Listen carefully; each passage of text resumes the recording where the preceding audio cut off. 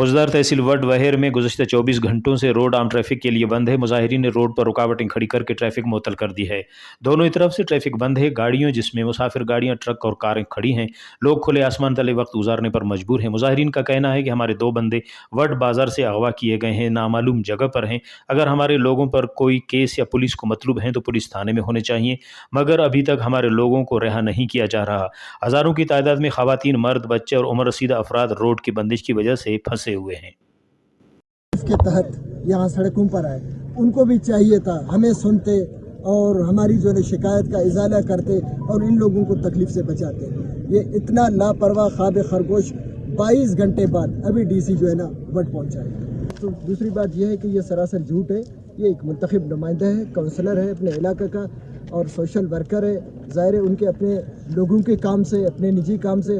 अब बाज़ार है, नादरे का दफ्तर बाज़ार में है और स्कूल, हॉस्पिटल, ये सारा कुछ बाज़ार में है।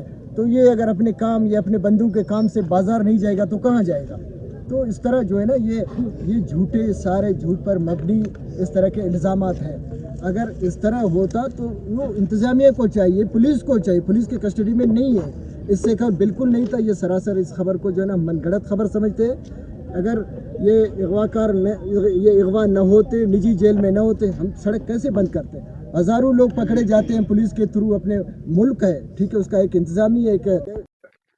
आपको जैसे मालूम है आज ये रोड बंद किया गया है। जिन लोगों ने बंद किया 24 घंटे से ये जो 24 घंटे गुजर गया कि यहाँ पर हज़ारों की तादाद में लोग मौजूद है। यहाँ पे कोई करीब होटल नहीं है, न दुकान है, न कोई यहाँ पे इंतजामिया नाम की कोई चीज़ नहीं है।